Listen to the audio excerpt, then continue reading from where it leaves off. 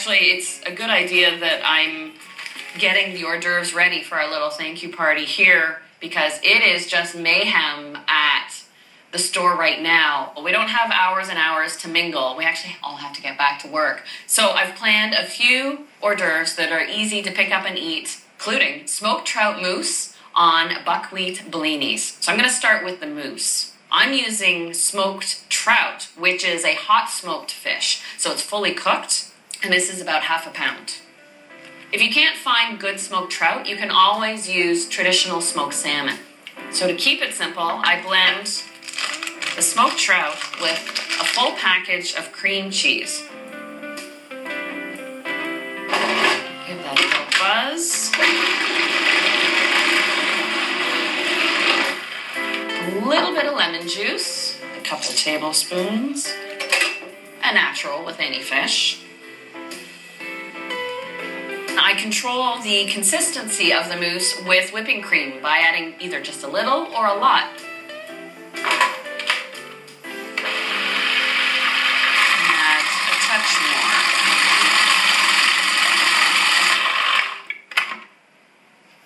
more. Nice. I love that delicate peach color that the smoked trout lends.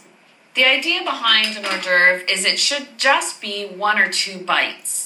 And it always has a base, something so that you can pick up and eat it easily. It should always have a body, and that would be the sort of key flavor, in this case the mousse. And you should always garnish your hors d'oeuvres, so there should always be those 3 elements. This qualifies as a canapé because where an hors d'oeuvre can be a couple of bites, a canapé should be really no bigger than 1/4, and you should just be able to pop it in your mouth elegantly in 1 bite. I will finally chop some dill and chives to fold into the mixture.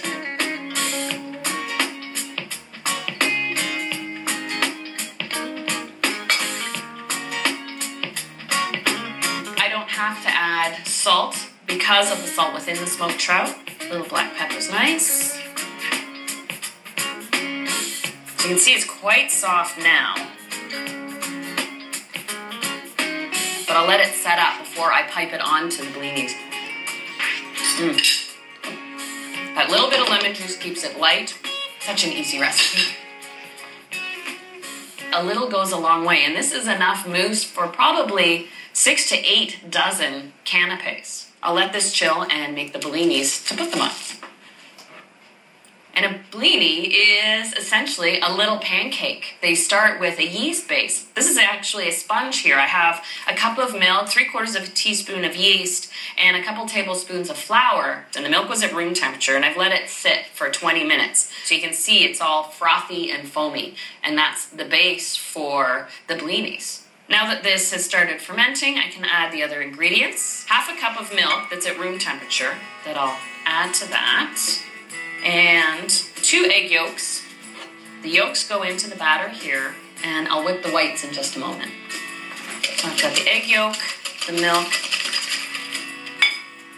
and 2 types of flour. ½ a cup of all-purpose flour,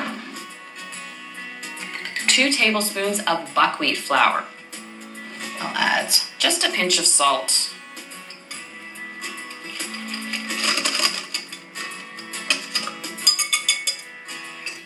Now, I need to switch gears here for a moment and whip my egg whites.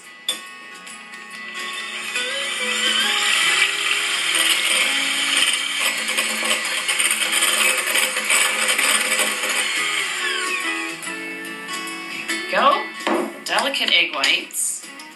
And on top of that, I'll whisk a little bit of whipping cream, just 2 tablespoons. I'll just whip that up by hand. So the combination of the whipped cream and the whipped egg whites folded into the batter really lends fluffiness and a little structure to it. So the whipped cream goes in first.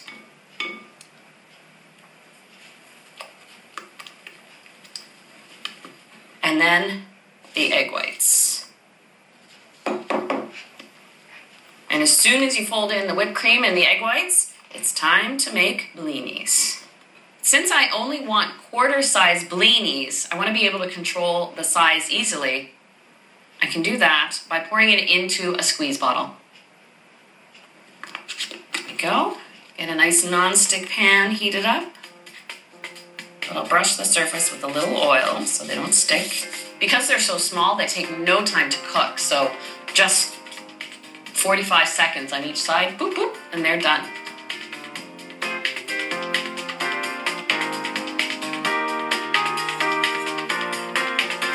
That's a perfectly sized blini right there, the size of a quarter. Oh, I'm gonna make about 6 dozen blini here, and that'll only take 10-15 minutes. And after that, I'll pop in on Karen Whitty to get some patty pan squash for my next hors d'oeuvre.